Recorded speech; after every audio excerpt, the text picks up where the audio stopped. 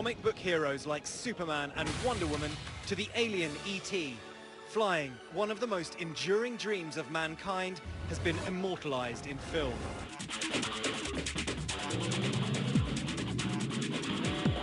But for one British man, those dreams have become a reality. Meet the real-life Iron Man, UK inventor Richard Browning. This former Royal Marine is the inventor of the gravity suit. Powered by 6 jet engines with over 1,000 horsepower, Browning has taken the dream to fly to new heights. Literally, he's broken the Guinness World Record for fastest flight in a jet suit, with speeds topping at 32 miles per hour. One day you woke up and thought, this is boring, I want to make a jetpack. Not exactly in that way. No, so I suppose throughout my life, especially as a kid, I used to enjoy making things, taking things apart, working with my father in his workshop. I suppose I've always been quite technically minded, and in at least my day job career. Browning says inventing is in his blood, and just like Marvel's superhero Tony Stark, he's had his trials and failures. I love the clips of where he is learning. He's built it and he's in his garage, crashing around, trying to learn the balance. You know, 90% of things we tried didn't work, and when they didn't work, often that meant I would then fall over. Only a few feet off, you know, off the ground or whatever, but learning from failure has been the fuel that's driven our journey. Browning was impressed with how the physics of flight seems so true to life in the movie. But in terms of the balance and control, it's hugely similar, and you can see from our learning and, you know, testing clips that actually, and as I say, full credit to Marvel for coming up with and imagining what it would be like to have that thrust coming off the body. Have you met him, Robert Downey Jr.? No, we've had a lot of social media kind of link us and, you know, in that way, but no. You need to get him to come down and try on your suit.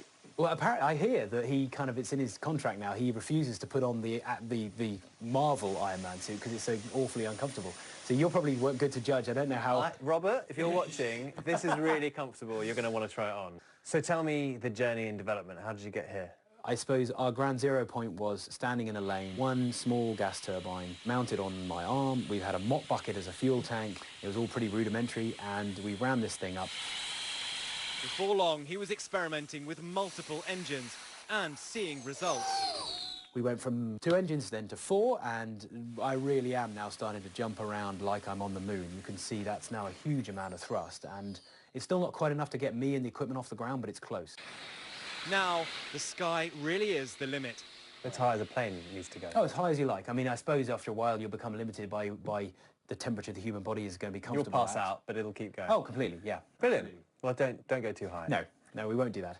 And it's really, I suppose, limited by, can we transition to a point where a parachute would safely save you? That's a, you know, critical point that we need to solve. Should I be concerned that there's a skull and crossbones there? I got a chance to fire it up. And see if you can crush your arm into there. Although taking off is too dangerous for anyone not properly trained. He says his suit even caught the attention of the military. The military are very excited about this. We've got some military collaboration going on. We've got a search and rescue collaboration going on as well. And it has occurred to me that in this day and age, if you need to get rapid response, I think we can do this faster and more nimbly than a helicopter can.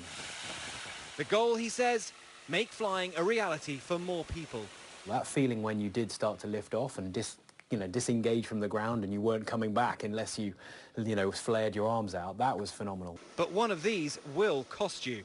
We've already had our first client, if you like, pay a significant amount of money to come over and have their own custom flight suit built. Was it? The latest version now that we're running, and there's an example of it in the back here, which runs a much better setup. That's $450,000. Sky-high costs aside, for Browning, the possibilities are endless.